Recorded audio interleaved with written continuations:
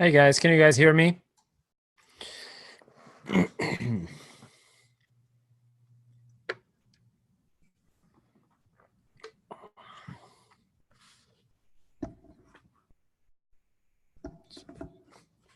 a bit light on my eyes. Good. How are you guys doing?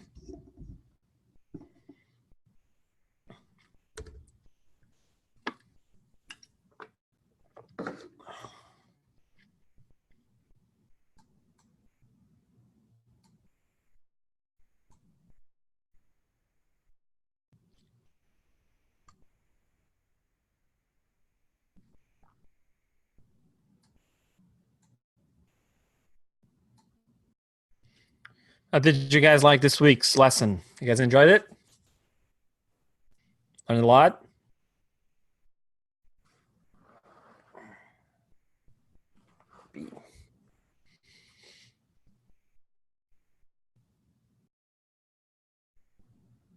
Nice.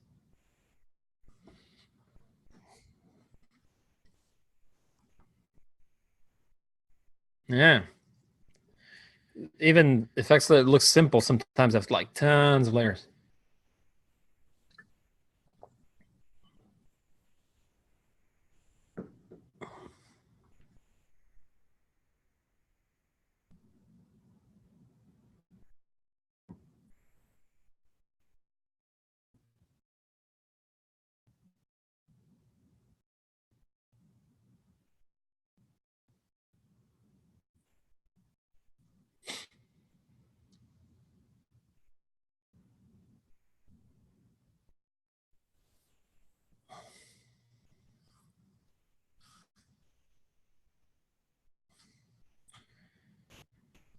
All right. We don't have many people today.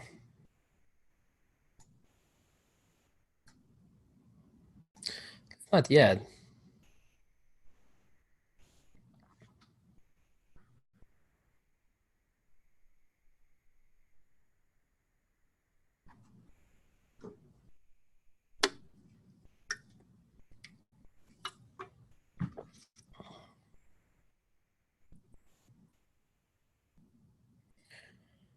All right. It's 1 minute left to 7, but I think we can get started. Um, oh, another person joined. Hello, Sam. Poor people.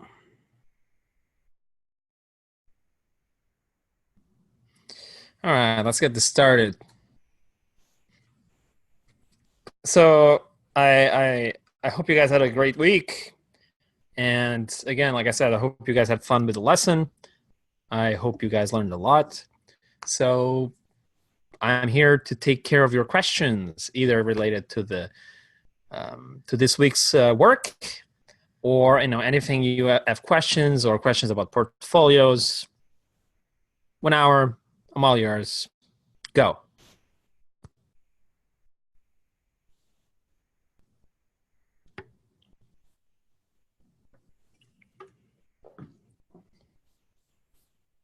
Also, yeah, this week we didn't have, probably because of me.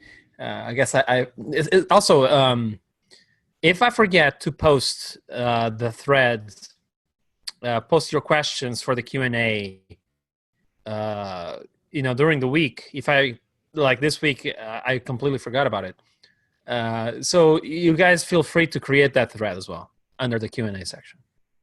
And, just say questions for the Q&A, and I'll read those here.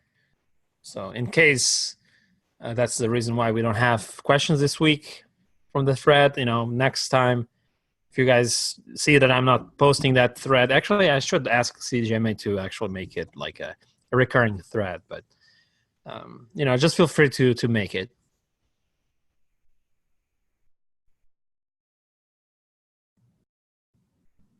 Can you guys hear me all right?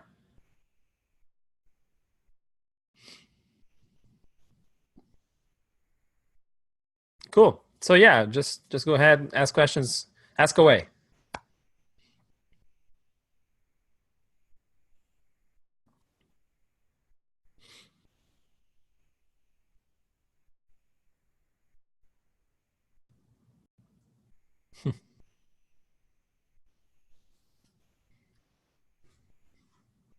I know it's hard to juggle, workshops like this one, or courses like this one, and work sometimes it's kind of hard because you want to learn a new skill and you really want to invest on it, but sometimes work gets in the way. I know I took so many courses I was not even able to start really working on them because I was so busy. And when you start thinking about taking the course, you're not that busy, but mid course you're super busy, or you get a new job in a new country and you need to start packing and taking care of visas and all that kind of stuff. And that's another reason why the course, or you start a new job and you need to focus on not letting the new team down. So you need to learn the pipelines and all that. So that also distracts from trying to do these courses. I'm going to turn on the lights there because it's kind of getting kind of dark here.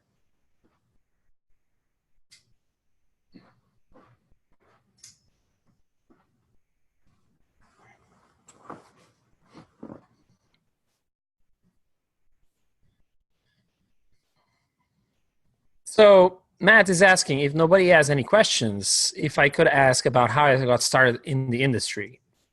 Like, did you know what you wanted to do from the start, your education, how you landed in games, and your experience as a new artist getting started?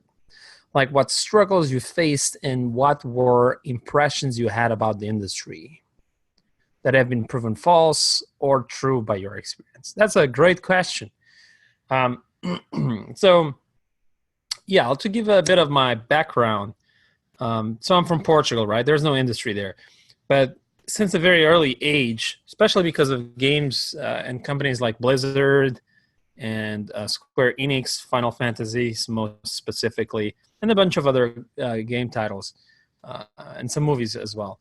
I got started getting interested in CG and art. When I was young, I was like, I like games. I like map editors. Start playing a little bit of those, trying to make art in Photoshop. Making games that I like, 3D art that I kind of liked.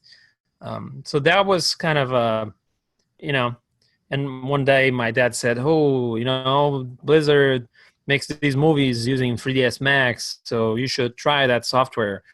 So I just opened the software with no knowledge of it. There's no courses there, so it was like reading the manual in English, which was a foreign language as well.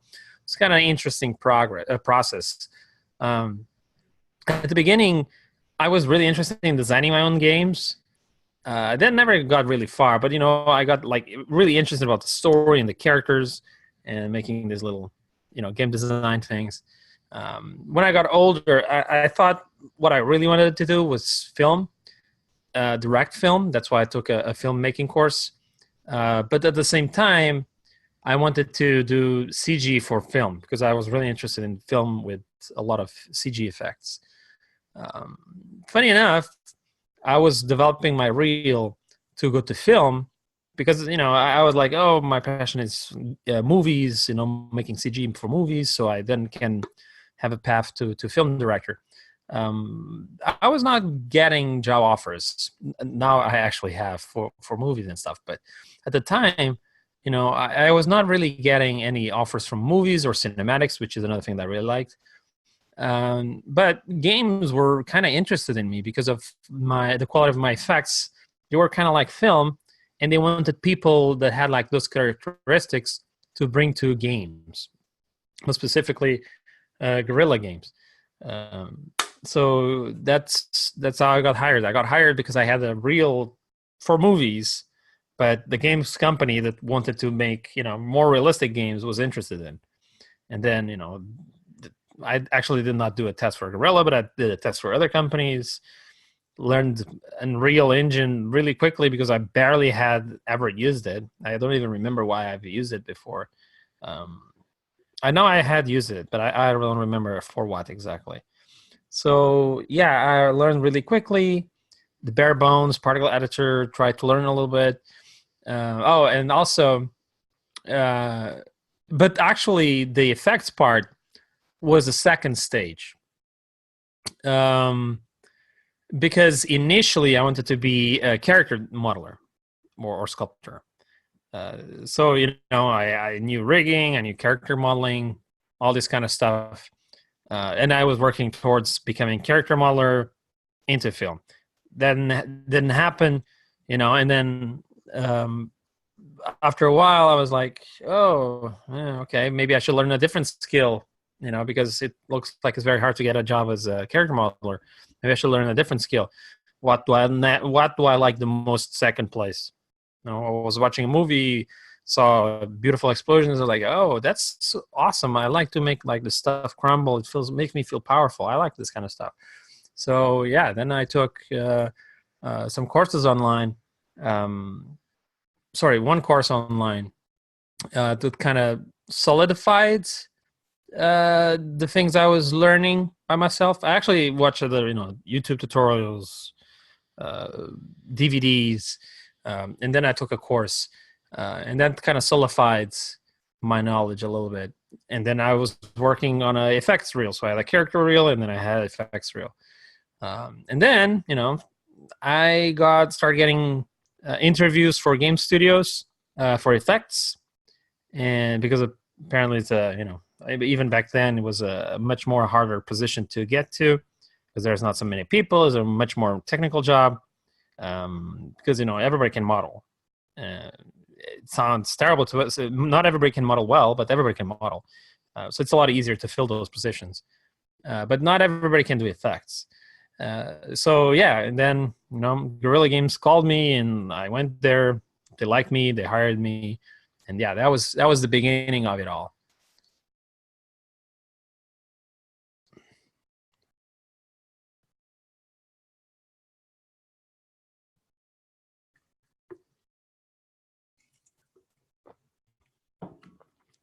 And yeah, education. I had. It's kind of an interesting part. So I took a filmmaking course because it's what I really would like to do, direct film. But I actually took the course not because I wanted to learn to make film from the filmmakers in Portugal, because very honestly, the movies in Portugal are terrible.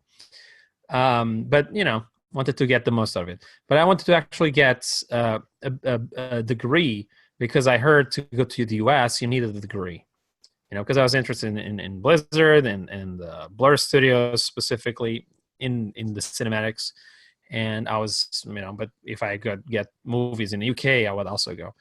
Um, but eventually my biggest dream was to work at Blizzard, so I knew regardless of where I go initially, I had to get some sort of possibility to go to the US one day. So I took the course thinking that it would help me, but honestly, it didn't do much difference. Honestly, because the visas I got is the talent visa, the extraordinary talent visa.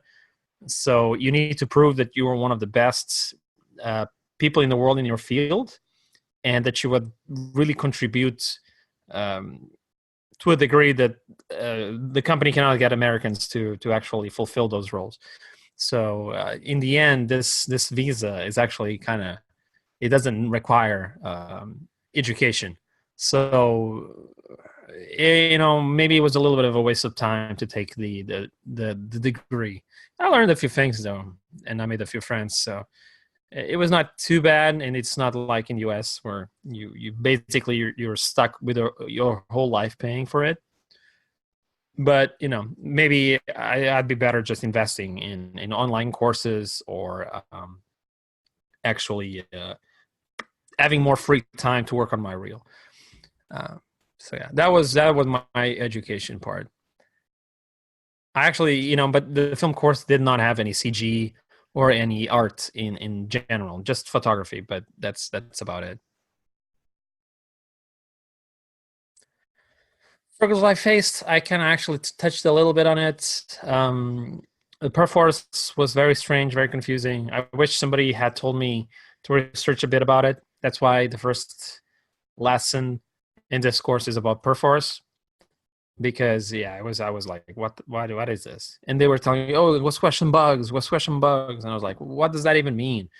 Like I didn't know. I thought, oh, I'm gonna do some particles in Maya, but they put me, like they just threw me like seriously. It's like throw you in the ocean. It's like go question bugs and then Jira or some depth tracking application and Perforce, and I was like so confused. Email system, passwords, logins for this and that, and then it's like, oh, you everybody else throw your bugs at Fabio, and because they were busy working on like some you know uh, levels in the game or some specific situations. So I started getting introduced by one of my colleagues, Andrews. He started telling me about a little bit about how to make the effects in the actual engine and how to place them. So I worked most of the time in Killzone 3. I worked mostly on the cinematics, and then the DLC I worked on the levels. Well, I did some work, but I did a lot of bug fixing, weird stuff like here's a fence, it doesn't have collisions, make collisions for it in Maya, and like I was like, and I was not the Maya person. I never used Maya before, so it was kind of scary. You had to learn how to make particle effects in a completely different particle editor, Perforce logins for this and that, depth tracking, bugs. Start getting to know like 200 different people that I have never met, even from different departments, because I had to talk about the bugs and stuff like that. Yeah, and using Maya, which was something I never used before, so it was really a lot of stress. But I was pretty fast. I was getting my things done. I was learning and I was doing cinematics, so they were pretty happy with it. Yeah, they were so happy that even though I didn't work as long as I should have worked on Killzone 3 to get my name in the credits, they still put my name in the credits because they thought I worked really hard. So yeah. Actually, at Guerrilla, I think the quality of my work went down, or maybe not the quality of my work, but my motivation after the project was done, because I was used. I just started in games and I get used to this very high pace, crunch. I was there like until midnight pretty much every day. So I got used to that pace and everything coming in online quickly, like assets and levels and more cinematics and change this, change that, and bam, bam, bam. And then it was like a year where nothing happened, pretty much. Very low. After the DLC was very slow. And I because I was so used to that fast pace, I kind of felt weird, that nothing's happening. So that was actually the hardest time for me, was like the downtime. And I think that might be true for a lot of newcomers. Now, I had like a bunch of companies that I had a lot of downtime. Many others I did not have any downtime.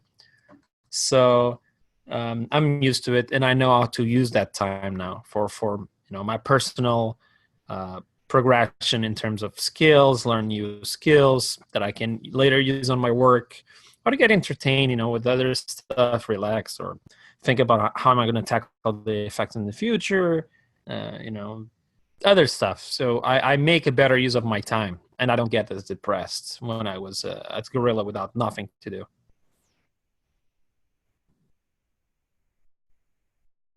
So, Matt, don't hate Perforce. Perforce is actually very good.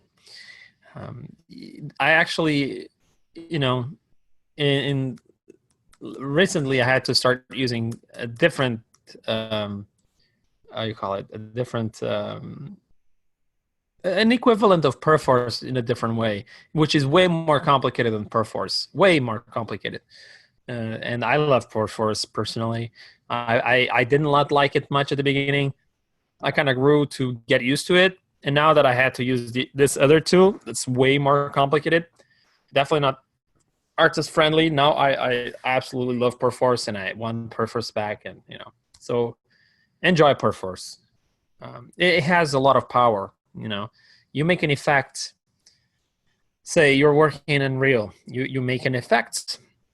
You submit that effect. It's safe. So if you want to change it, you can change it. You're like, oh, I messed up. and undos don't work in Cascade, or I click save or whatever, I can just revert it back to the other version. So you can do a lot of this juggling in Perforce. It's really nice. And if somebody else messes up your work, you can return to your version, or you can make a duplicate of their version, bring what they changed that's actually good, and put in your older version, and then submit the newest of the newest versions. You have a lot of, or you can work isolated. You can download some assets, work locally on a machine, and then you don't submit the things you were working, like your personal space. Just submit your effects without submitting your changed version of a level, for instance. And it's pretty awesome, actually. So you don't mess up the level for the other people. So it's a very safe, robust way. So I would definitely try to embrace it, try to get used to it. It's a little bit complicated at the beginning, and sometimes it gives a little bit of issues. But it's, and also very important, it is the industry standard. Every company uses Perforce, every single one. So you will have to use it. Companies sometimes now they seem to embrace other. I keep forgetting what's the. I forget what's the actual. What do you call it? The type of software, what it's called. But they're starting to adopt other ones that are way more complicated, more engineer friendly, less artist friendly. Version control, exactly. So hopefully we'll get one with Perforce, because it's the easiest, unless you use Dropbox, but that's or shared network folders, but that's terrible. So Perforce is definitely the easiest and the best one, especially for artists. It's definitely the best one that you will be able to work with.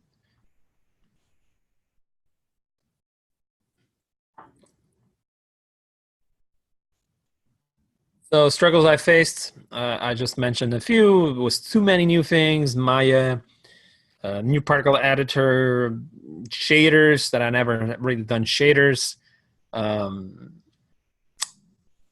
the version control software craziness, bugs, So that was different country, cold. Yeah. So impressions you had about the industry that were proven true and false by your experience. That's an interesting one. Let's see. There's a lot of crunch. People do work long hours for nothing sometimes. Sometimes the game still sucks. You're not paid for those extra hours, and people are still angry, either at you, at the project, regardless. A lot of long hours in some companies. Which, when I was getting in, I thought, oh, it's going to be so cool. It doesn't really matter. It does matter. It gets old after a while, like in everything. After a while, it starts to become just work. If you don't really appreciate the project, it just feels like work. So I think it's really healthy to have like hobbies and personal projects to keep your mind off work. So when you go to work, you're kind of refreshed, and when you go home, you kind of just shut it off. Some places is difficult, because you're always overworking, so some places is really difficult to have that separation, but it's a healthy separation, I think. Some places, some, and also while making a game, there's a long time before you actually see something that you can actually work with. So it's really tricky for effects artists at the beginning of the project. That's why usually they get hired later on, unless, well, it's kind of tricky. So they need effects artists from the very beginning, pretty much from day one, at least one effects artist, to make the game readable, more fun, to send messages to the player, because effects are one of the best tools. Animation is nice, but effects are definitely the most clear way of sending messages, other than UI, which is surprising. It's something you would not think about it, but in games, effects is like one of the number two or number three, like, communication for the player. So they need effects artists very early on, but it's very difficult for effects artists to start working that early on without having any other art, because our art is very it really requires the rest of the game to be around our effects to see how if it actually fit in. So that's kind of a weird paradox there. It's too early to have effects artists, but it's also early enough to start getting them to work on the effects, because the game without the effects, you cannot communicate. Right. So it's a kind of interesting paradox. Um, so yeah, that's one of the things I would say that I'm kind of surprised with. Um, Also very surprised that all late stuff comes. Uh, you would think that, you know, people start working and they're working on one level and then another one, but in production it's actually kind of like all over the place. They start working on everything at the same time. Some levels, especially the ones that they introduced at E3 and all this kind of shows, they're the ones that advance the quickest and they put more resources. But you would think that they would stick with the plan. Like, you know, you have 10 levels and you have the designer per level, effects artists, maybe you have two, they work in 5 levels each. And you would think that, you know, and environment artists, and they start working and everybody's working parallel.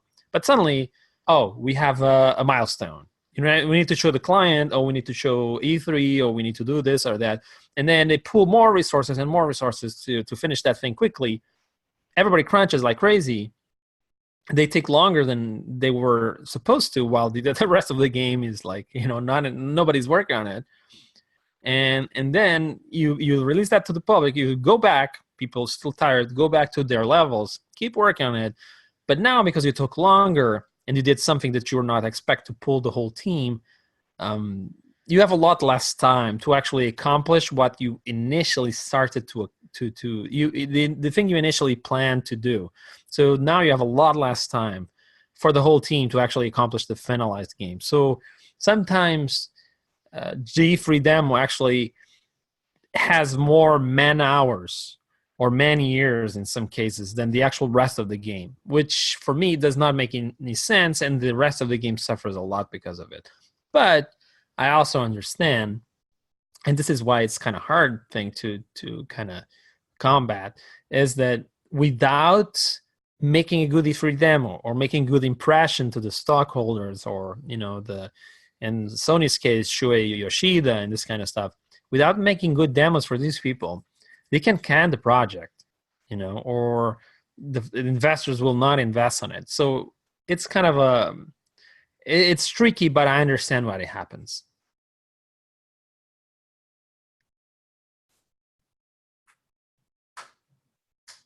So Joyce is asking if I tend to start with prototypes and update the art as the game develops. Yes, kind of.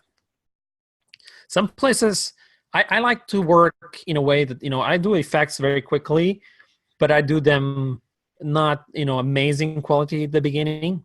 You know, it's still decent, but, you know, I don't care much about the quality. I'm like, more important. I think it's more important to send the message.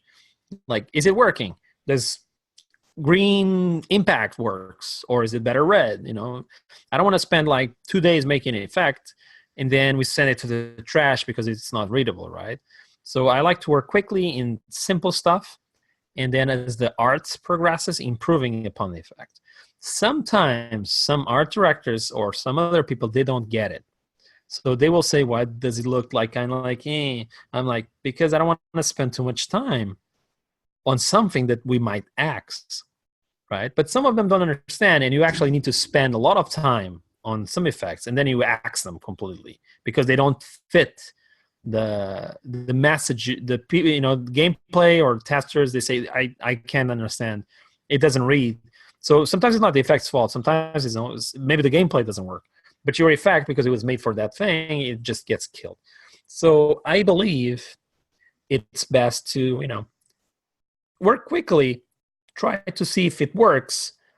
If it works and it's fun, then we improve the quality of the effects. So, you know, like for Uncharted, for instance, I like to do a pass on the whole level, a quick pass. You know, like I work on the levels are pretty big, but I work on them and like in a day or most two, I have all the effects. I have all the effects laid out, like placement. Well, obviously, new things come in and you adjust here and there.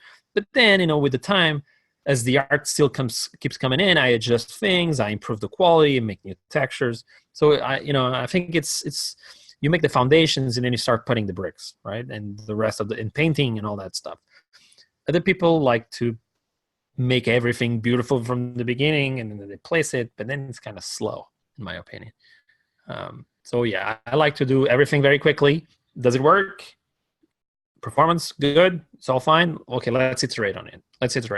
That, especially because maybe they cut the complete level, or which happened, or maybe they cut a complete section, and you worked like, oh shoot, I worked on this section for 2 weeks, and I have nothing from the rest of the level done, right? And also, people tend to get stuck with those tiny details if they don't make the whole level from the beginning. Oh, I worked 2 weeks on this thing and it got cut, and now I have to work on the rest of the level from scratch again. If they had done a quick pass on everything, does it get cut? Who cares? I spent like an hour on it, and everything else I spent another hour on it, and then I keep improving as more things come online, and as long as I know that things actually stay. That's another thing. You need to really ask, okay, you want me to do this insanely complicated effect. Is it really going to happen? Or you just want me to waste my time making something that gets cut? So that's another thing you have to. I think this is our more senior problems, though. Yeah, you need to start, making sure that you communicate what's the cost for having something that you're going to work, and if they don't fully understand, it's actually going to ship.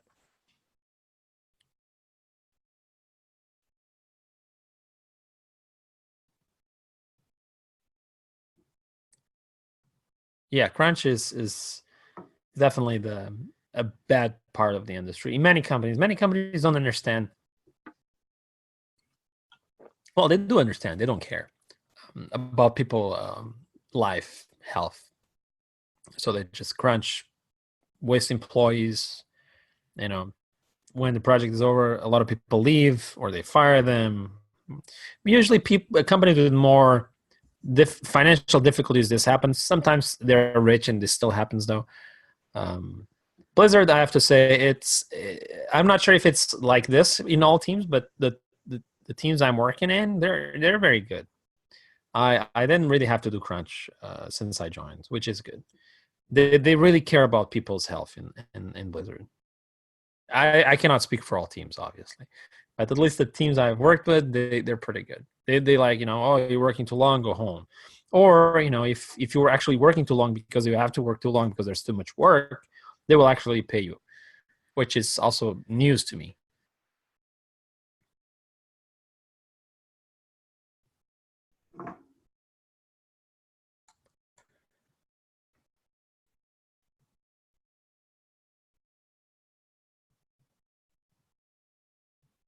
So Sam is asking, when you go to a company with a proprietary engine, what is it like getting up and running? So you're mentioning like making an engine from scratch, or?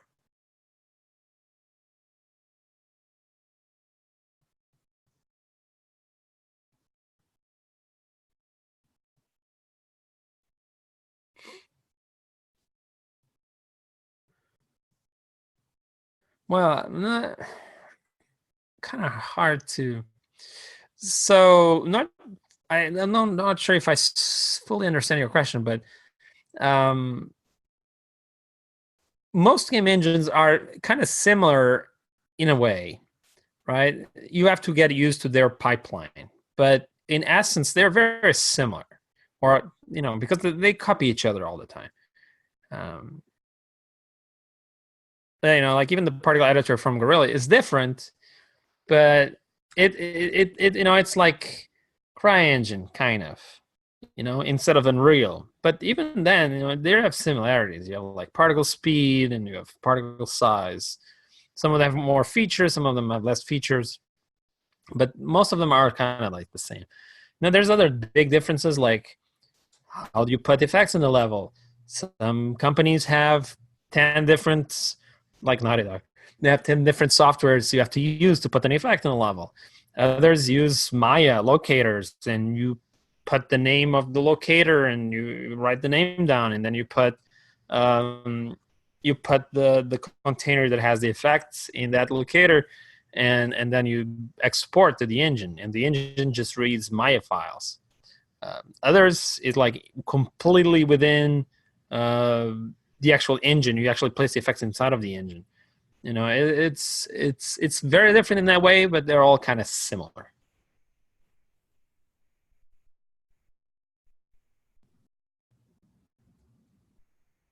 Yeah, so Naughty Dog has many different softwares. Maya is the main tool for particles, so you make your particles inside of Maya. You cannot preview them. It's very hard to use. It's very powerful though. You code your particles pretty much. Everything is expressions from Maya with some finesse from Naughty Dog programmers. So you have stuff that Maya particles can do, but you can do inside of there. But it's very hard to use. You can't preview them at all. You have to kind of imagine how they're going to look, mathematical thinking in a way. And then you export to the engine, and then in the engine you actually see the particles. But it's not instantaneous. It's not real time. Well, some parameters are, but it's very hard to kind of guess what's going to happen. You can't really see it at all in the viewport. So that was something I never had, because every other engine I did, Gorilla, I do my particle editor. I cannot see it in the game, but I see it in the particle editor, and I could even load like an environment, well, a small part of an environment or a character to get scale, right? But Crytek, load CryEngine. Actually, Crytek is awesome because CryEngine, sorry, because you can actually walk through the level and just place the effects, kind of like Unreal. And the Naughty Dog one was just like, you can't really preview it, and importing a character is also hard. So it's sometimes you got a box for scale. It was really hard. So that was something really different and really hard that I got too used to. That I have to kind of think and imagine how my effects are going to work, and then put them in the engine, which takes a while, and then check them there. After a few weeks or a month or two, I kind of got used to it, and I actually, because we had to work so hard and so fast and so much, did so many effects that even making an effects from scratch, I already knew what was going to happen, right? Oh, if I put the speed to be this and the scale to be this, I know it's going to be looking like that.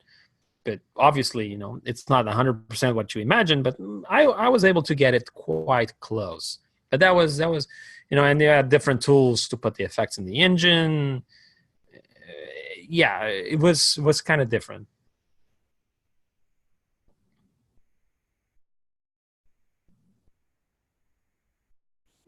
So, but yeah, because usually they say that the ramp up at Naughty Dog is a little bit slower than other companies because it's kind of different and very difficult to use.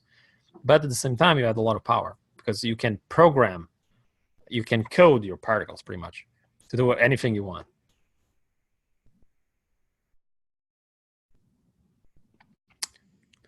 You're saying if I exported a particle cache? No, we did not have that.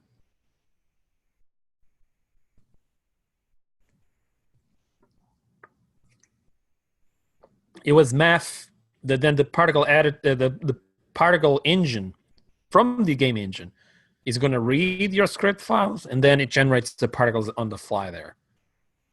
But it's not a cache thing. It's just math and scripts.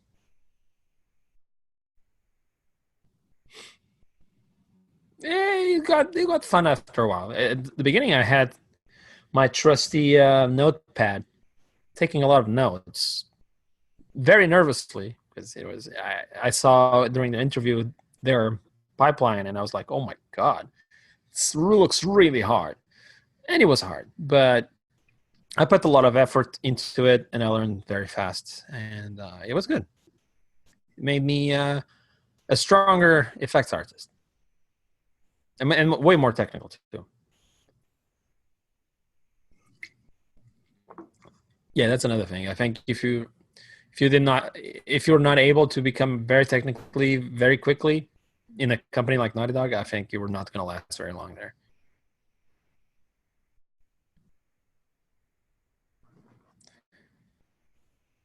So Joyce is asking, is it common for companies to use more script and math pipelines like Naughty Dog rather than Unreal? No, actually, Unreal is the most common one. Unreal, CryEngine are the most. Actually, so Unreal is actually interesting. So Unreal is most of the game studios in the world. Let's say most. I'm not sure exactly what's the numbers, but most of them use Unreal or Unity. Some of them, very little, use CryEngine or Lumberyard. And I'm assuming even less have the resources to create or the time to create their own engine. So I would assume that most of them use Unreal or Unity. So Unity, like CryEngine, is a uber particle editor kind of thing. You have all the options laid out for you, and you just you click yes or no, and you keep moving down, and you move some attributes, right, and some curves, and you put the shader in it.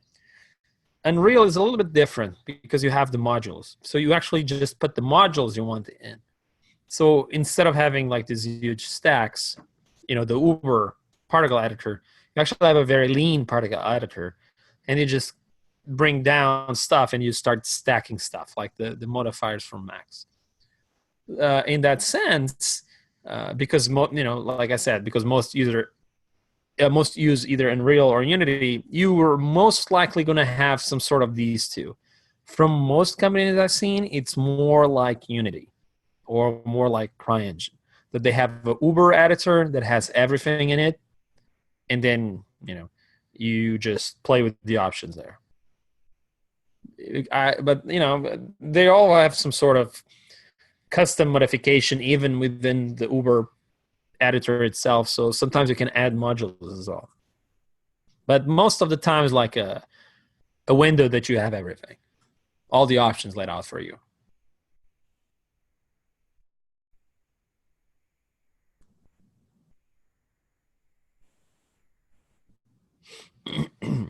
So Matt is asking, have studios asked whether you do any other roles?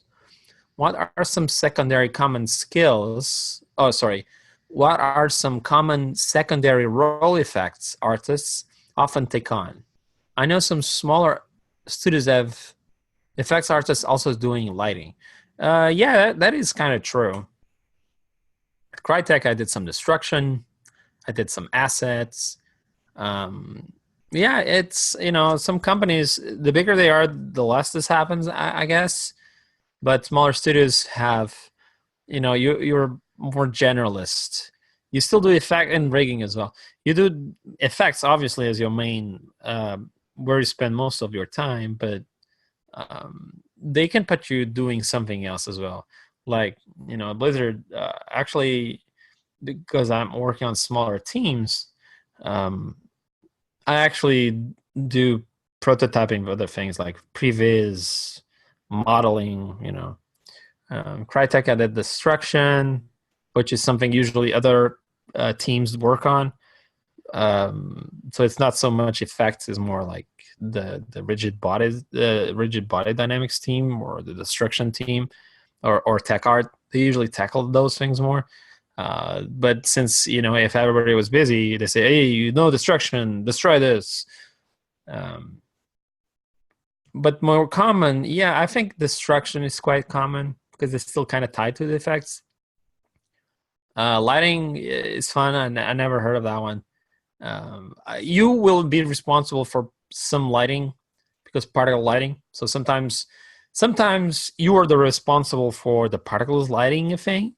That happens very often. But some companies will say, no. Don't put any big particle effects. Just place the fires and I'll place the proper high quality lights there. The only thing you need lights on the effects, like when an explosion goes off or like for embers or something like that. It really depends on the philosophy of the lighting team, if there's something.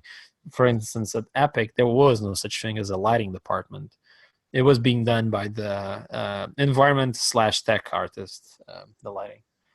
So it really depends. Yeah, I guess they will just put you doing a role that they feel confident they saw on your portfolio that you're capable of doing, or something that they think you can do because they don't have anybody else. But yeah, I'd say destruction, lighting if it's related to effects. In case of doing actual lighting for the levels, I've never seen, but that would be fun. I would like that. Um, what else? Shaders. I do a lot of shaders. Tools sometimes. I sometimes take a little bit of a hat of a tech artist and I start making tools for other artists. Um, Mostly shaders, but sometimes other types of tools as well. Yeah, this kind of stuff. But especially if you're starting out.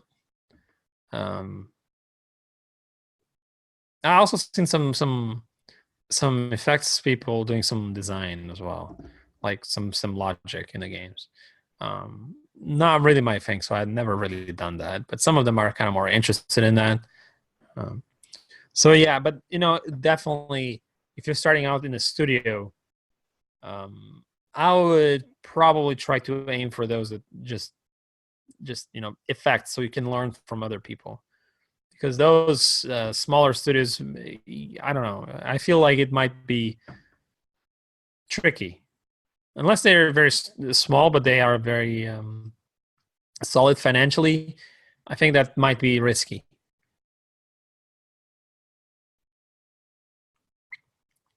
So yeah, Unity. A lot of studios use Unity as well. So and I actually see a business opportunity here. I should definitely maybe try to spend some time making a Unity course, because it has a lot of people interested in it. So my idea is actually potentially making a Unity slash stylized effects kind of thing.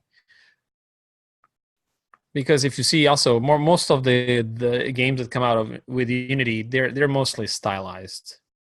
Other than because Unreal is more, I would say, a more realistic engine. Even though the last tech demos Unity looks really good, but historically, Unity was always the weak link in terms of graphics compared to Unreal Engine. But it had other positive things like the store. You had a much bigger store with a lot more assets.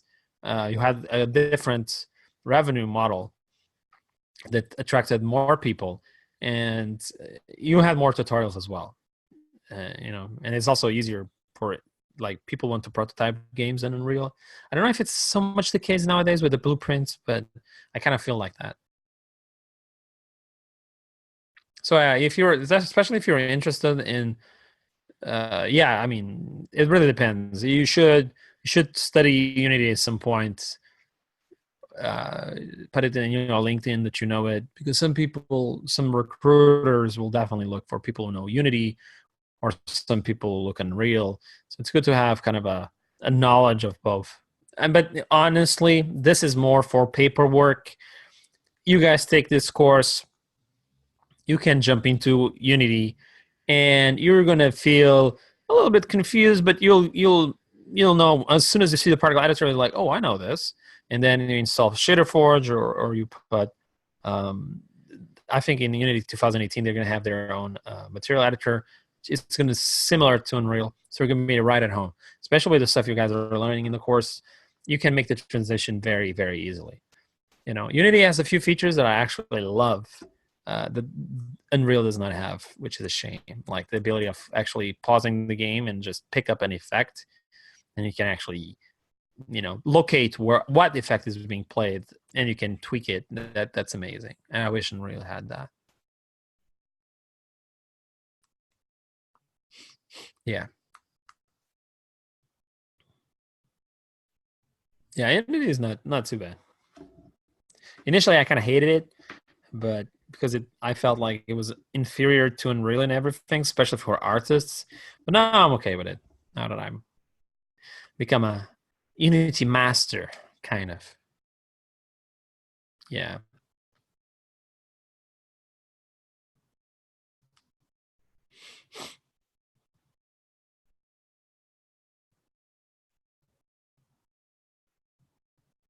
So yeah, definitely, knowing a little bit of it or saying you know about it will definitely increase your chances getting hired in a Unity studio. Even though honestly, it shouldn't really matter. It's more likely for um, the recruiters. They will look for people who know Unity, but if it's a serious artist, unless he's a prick, he will probably be like, "Oh, you know your stuff. You know how to make effects well in Unreal. I trust you that you will know how to make effects in Unity soon enough." But sometimes you get these pricks like, I don't know. They will say, "Oh, you don't know Unity. You'll never be able to learn Unity. Just apply again once you know." I don't know. Some people are like this. It's kind of stupid, but there's people like this. Oh, you'll never make stylized effects. You only do realistic. Yeah, I was like, yeah, sure. It's sad, but it happens. I just have to prove them wrong.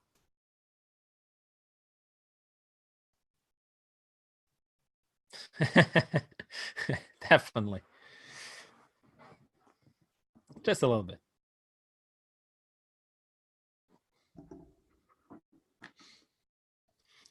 Yeah, use the dark side. Use your hate to make you powerful. Prove them wrong.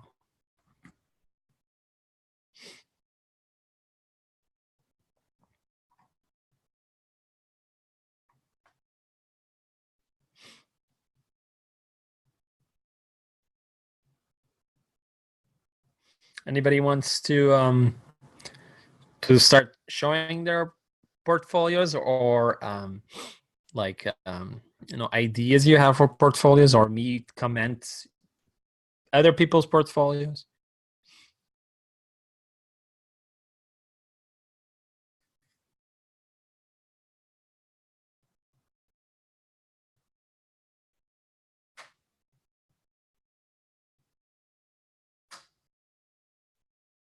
Yeah, absolutely.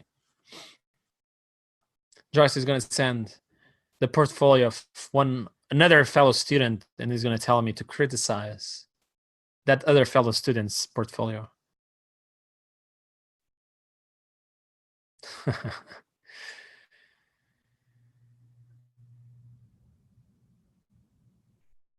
A couple of weeks ago, you mentioned the program Blizzard uses for fluid sims. What was it again? I don't think I write things down. I don't think I've ever said anything that Blizzard uses for fluid sims. I think I might have mentioned Naughty Dog. And if that's the case, Houdini most likely?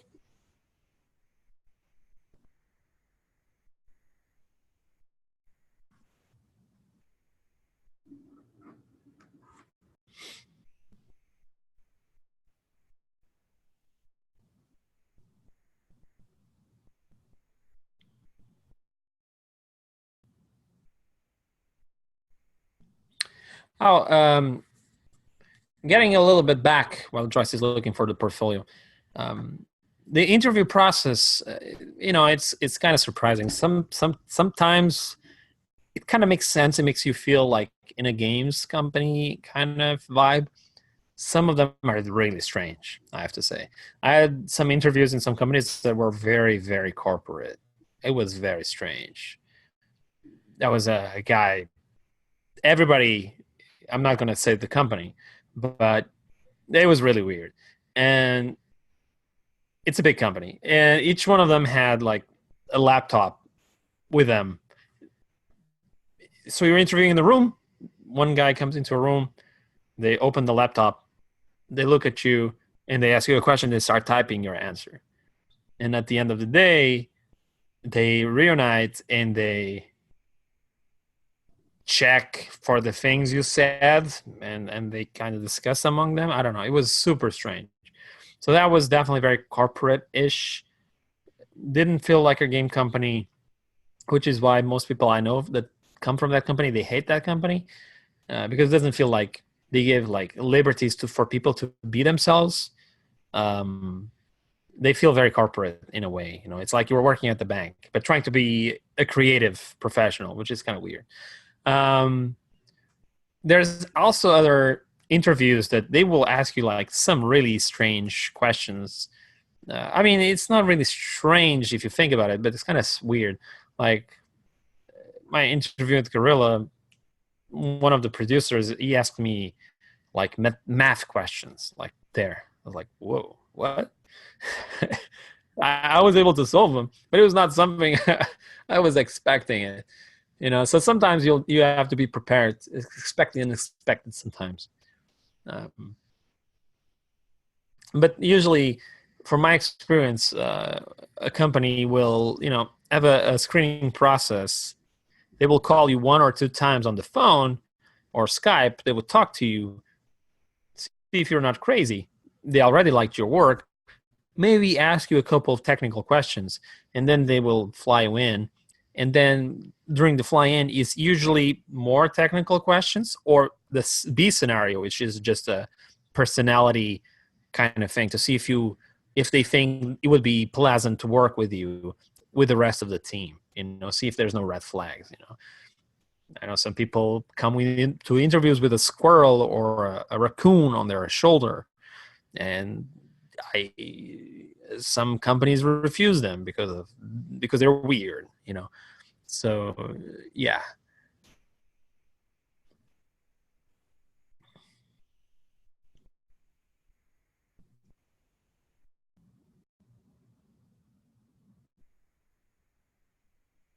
Yeah. So I've actually interviewed some people that came for the interview dressed in a suit.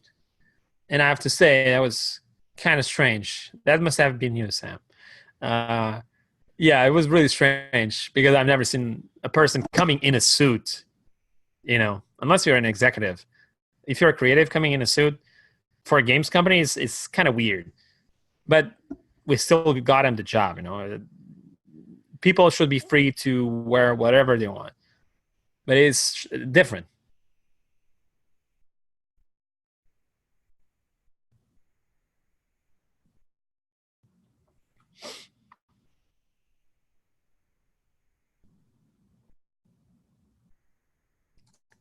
All right.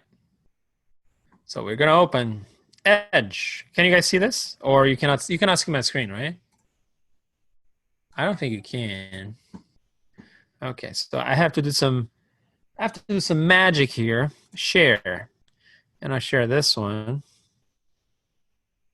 I think. Okay, now you can see my website, right? And this is the video Joyce sent me. Oh, how do you do that? Okay.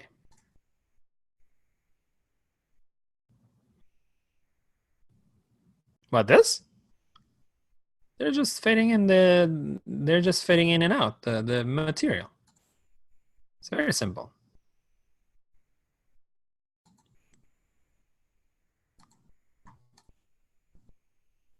The thing is, instead of having the UVs being all over the character, they have a second UV set that's just a planar projection, most likely from the front, and they're wiping a texture, from black to white, and not clamped. And they pull it all the way here; it's fully opaque, and then they just, pull it back that way, and it kind of fades the character out. Does that make sense? Yes, you would probably make it. Actually, yes and no. I mean, you can even do it just with the UVs. You don't even need to have it doesn't even need to be based on the camera. You see the other guy that's fading here in the other corner? I think it's just the reverse of what it is here. So I don't even know if it's related to the camera. You can do this with Fresnels as well and stuff like that. And here, it seems like there's the same techniques I teach you guys to fade in the particles when the camera gets closer or gets further away. Seems like he's also using that kind of stuff.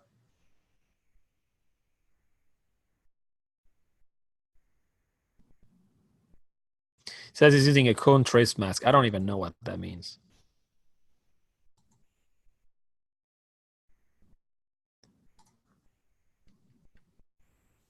Yeah, but like in this case, could be just a Fresnel. You're just clamping the values and is deleting everything that's kind of facing away from us, and the faces are facing most towards us are the ones still intact.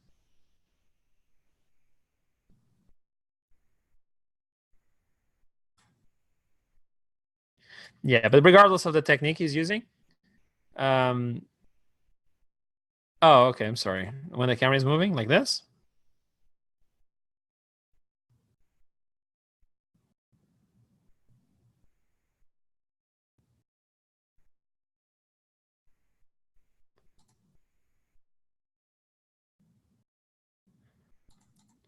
I don't know, it is a little bit weird the way they appear in and out. I don't understand what's the logic that he's using here. But again, you could do something like, oh, okay, I see what you mean. So it's the actual camera that's fading them in and out, and not the shader function. Yeah, I'm not exactly sure what he's using for this, but you can probably get something similar based on the viewing angle and the proximity to the camera, on your shader. Maybe he has like a if function, says you can only see the character if it's within these parameters, more than that, but less than that. If that makes sense. Forgot how you call it. Let's see. Uh,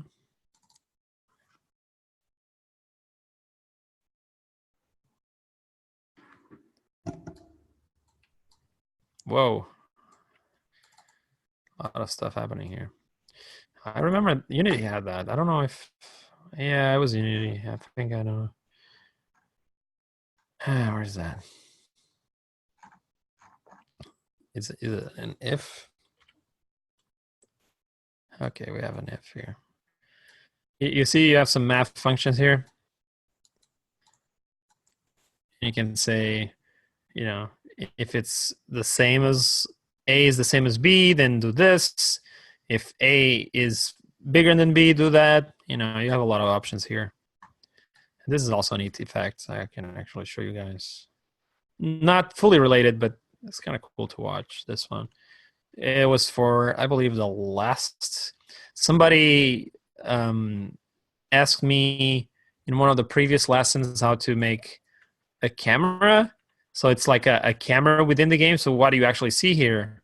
It's a portal to a different dimension, right? Because if you move it away, oh, it's actually not what you expect. So this is actually a camera somewhere else rendering this.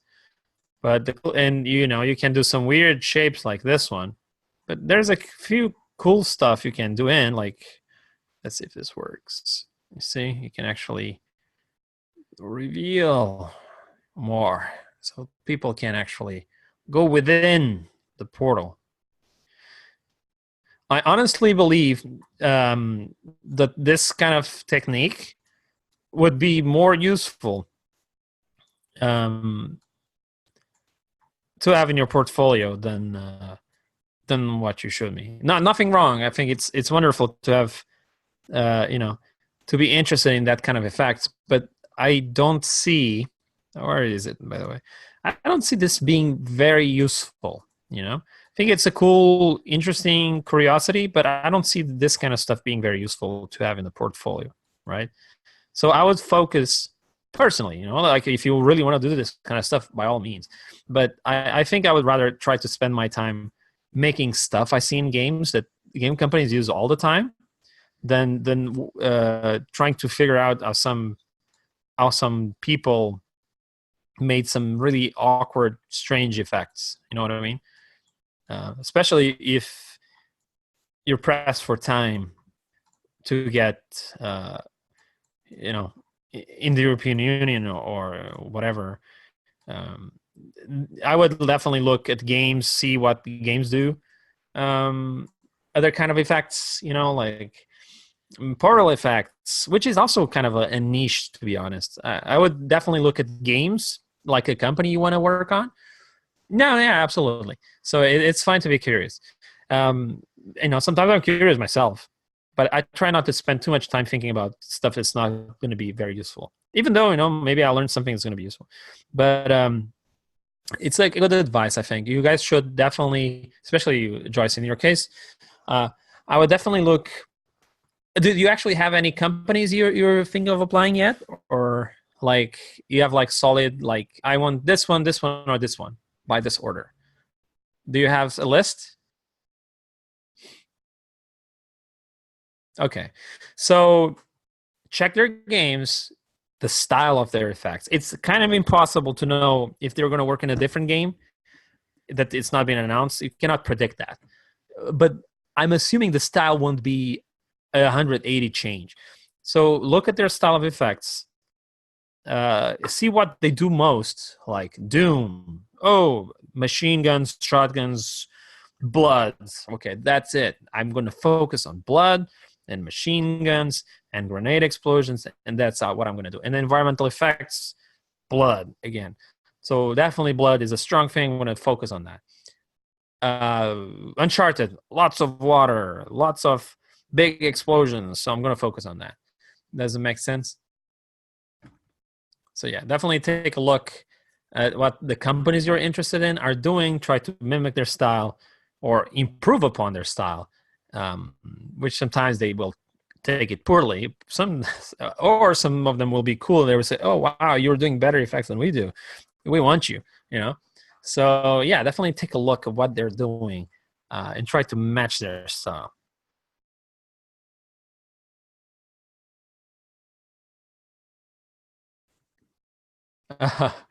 Yeah, kind of.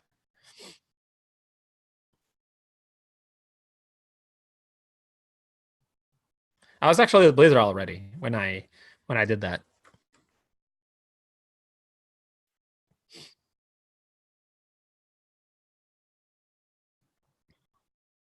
Oh, you mean okay? You're interested in Blizzard. Sorry, I misunderstood. Yeah, definitely. That kind of effect. If you're interested in Blizzard, definitely very stylized, handcrafted effects. Um, definitely, that's definitely the way to go. This stuff, this portal thing, it's actually probably that would probably fit a game like Diablo, because they have this kind of stuff quite often. So yeah, good, good. Blizzard is cool. Blizzard. So the issue with Blizzard will be hard, not because the quality bar.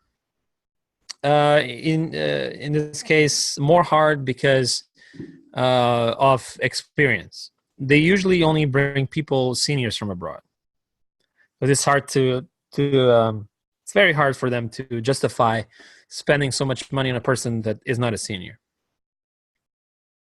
And that same is true with most places in US. Actually, I would say it's going to be very, very hard to get a visa to go to Canada. Maybe Canada is a bit easier, but Canada, US, Japan, it's going to be hard. So I would definitely aim towards Europe. I think it doesn't matter much if you like Blizzard style. Do Blizzard style and apply for companies that do Blizzard style in Europe. Honestly, I don't know if there's many, but just check. Uh, but yeah, definitely, I would definitely think about Europe first. Spend 1-2 years in Europe, maybe even 3. Then even if you don't have a senior title, they'll see you have 3 years of experience. You've worked on this and this game. We've seen your work. We like it. We know you can do the job because you worked in this company for this amount of time or in these companies. So hey, you want to come over? We'll spend money and make a visa for you. And I have to say, the visa process is very, very painful. And it's very, very long. My first visa took like 6 months or something like that, or 5, something like that. It was a lot of work. And you have to do a lot of yourself. Yeah, that's why, if you have the chance, quickly go to Europe before you need a visa to go to Europe, and because then it might be even more complicated. Because then, maybe Europe will become the next US in that sense for the United Kingdom. Um, so yeah, I don't know how that's going to pan out. I would try to go to Europe while you're still a European citizen, because for for UK to Europe should be really easy.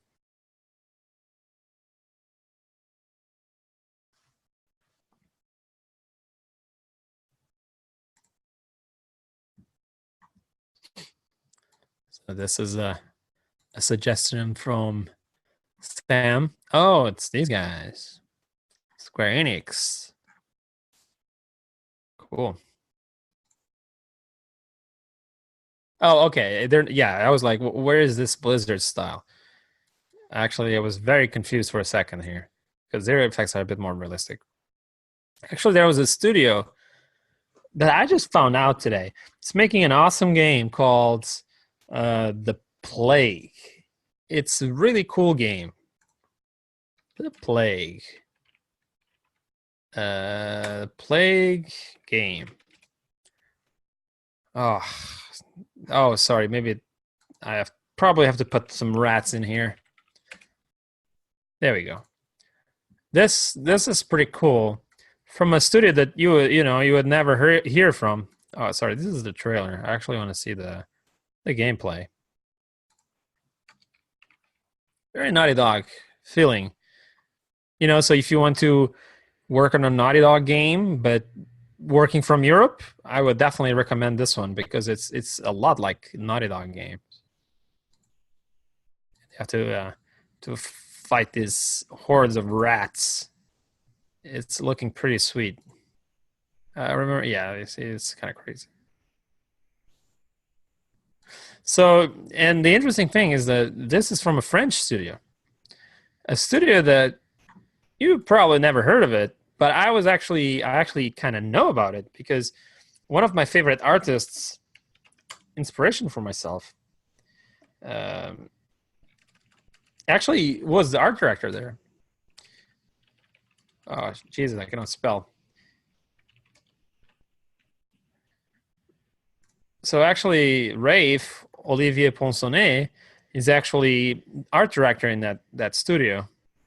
And I was really surprised. Sadly, he does not have his cool works here anymore. I don't know. I think he doesn't like his best works, in my opinion, anymore. But yeah, so I was surprised because I've never really seen a game from them, other than um, some Toy Story game or something like that. And now they come up with that rat amazing looking game, and I was like, oh wow. So yeah, definitely France might be a cool place to go. They have a lot of cool studios, including if you like stylized, you can actually try. And this one is actually probably not too difficult to get to. You can try Ubisoft, and one of the most beautiful stylized games of all times. I would say it's Rayman Legends. It's such a great looking game. Such a beautiful game.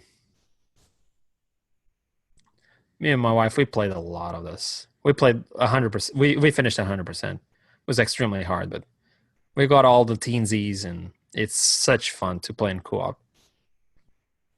But this is like extremely stylized. It's hand-drawn fires and stuff like that, which is awesome. But in a sense, it's very hard artistically to pull off this kind of stuff. But technically, it's a lot less technical because you just have to be good at drawing stuff. In terms of particles and effects, technique is very simple. So that's another thing to take into consideration.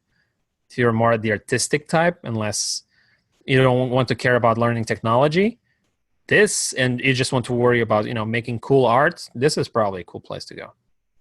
And I had a lot of friends that worked at different places in Ubisoft, and overall, I think most of them were quite happy with it. So here, maybe it's a different possibility here as well. A lot of good French studios.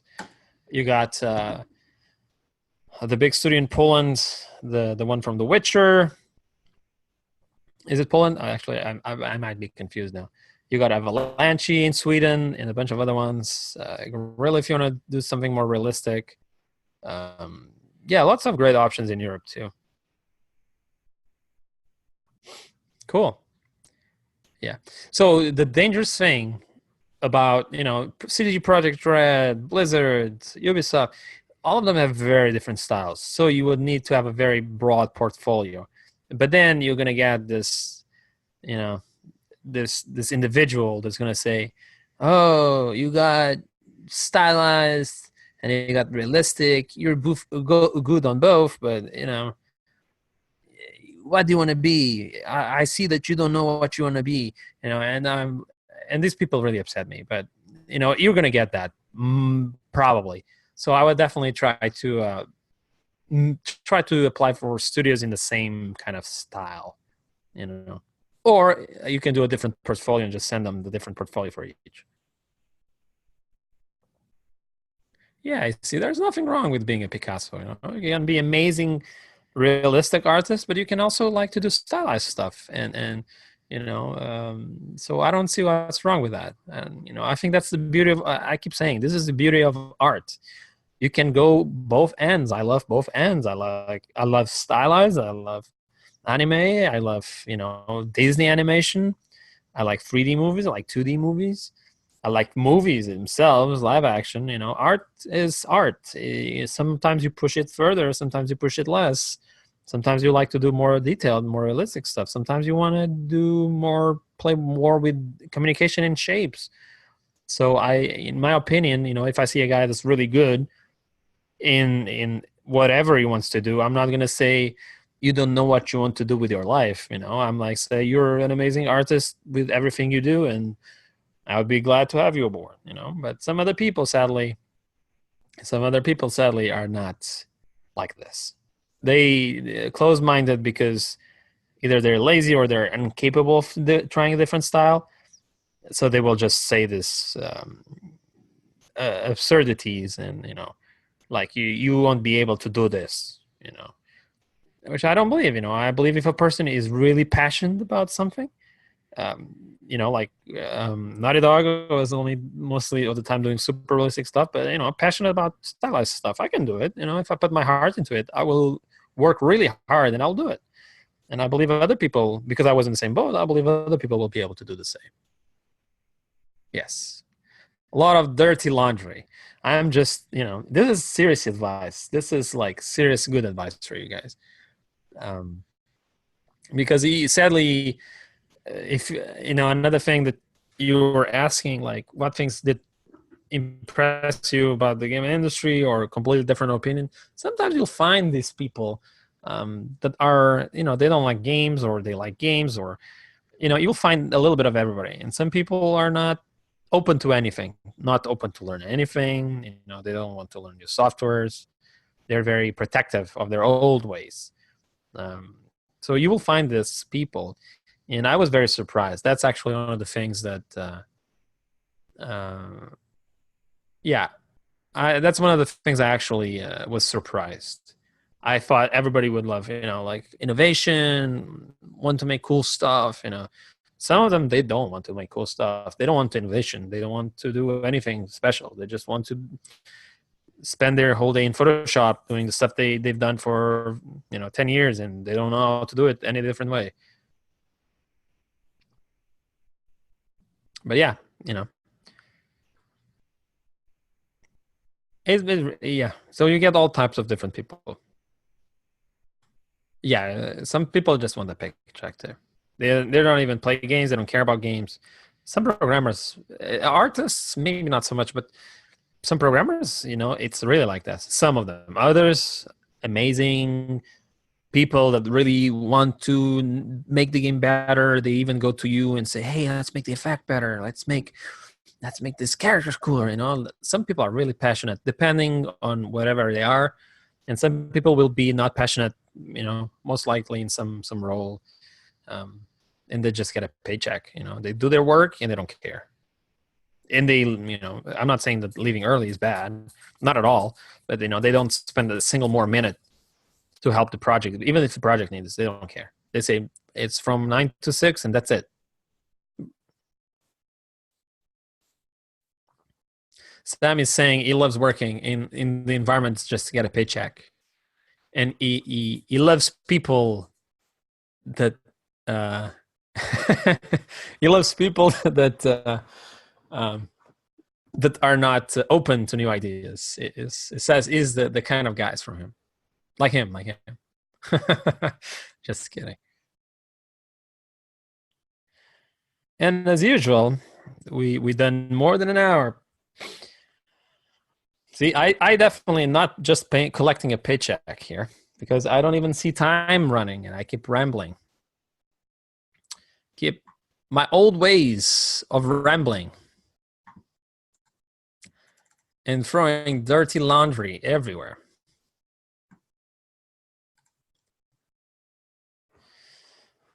But now I need to feed my puppy, so I do need to go. So yeah, actually, I know you guys want to see it, so I'm actually gonna force you guys to see it. Oh shoot, how do I actually, or maybe not. I'm stuck here. Stuck in my old ways. Oh, here we go.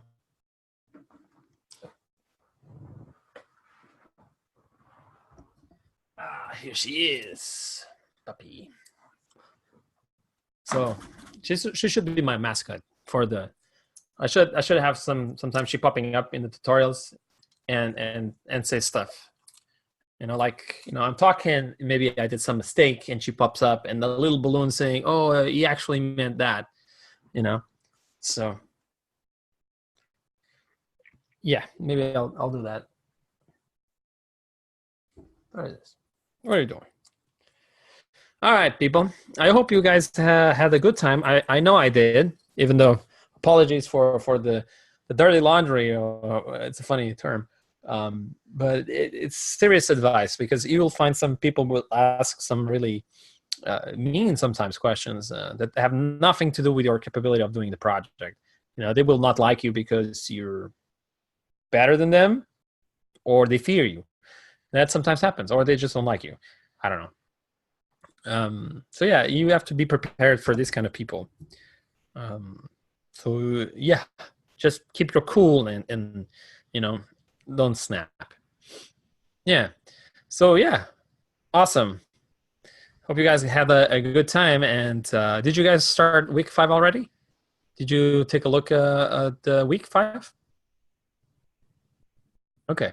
I think week 5, I think is one of the best weeks. I think it's one of the best lessons, in my opinion, because I explain a lot about shaders. I show some really interesting ways of making mesh effects. So I hope you guys are going to have a lot of fun and going to learn a lot. And I think it's going to be very useful for people who want to do magical kind of effects. Or and she when I go to Blizzard, she always comes to my shoulder, and she likes to spend time in the shoulder like this. Yeah, it's actually also the first effect I did for the course, but not the first lesson I recorded. So it should be a good lesson. I was saying, yeah, it should be good for Magic, good for sci-fi. So if you guys want to work in a sci-fi game, that's going to be amazing for you, because with the knowledge you get from week 5, you can do a lot of different sci-fi effects, and you can really make a good reel if you want to work on Bioshock or something. No, sorry, not Bioshock, the Mass Effect or something like that. It's going to be really nice, really useful. So I really hope you guys can actually do the homework for this one, because like the last classes, they really did some really cool stuff on this lesson. They did like really cool barriers. And if you can do your own version of it, that's amazing, because then you can use it as your portfolio. You don't have like 20 people from my course applying the same barrier, right? So I think that's going to be really, really good if you can spend a little bit of extra time working on like making your own version of the barrier. Yeah. So yeah, without further ado, I wish everybody a wonderful week or weekend. And yeah, I'm looking forward to see your homeworks from the next week. And if you have any questions, as usual, just drop them in the forums or shoot me an email. and I'll be glad to help. See you, everybody. See ya.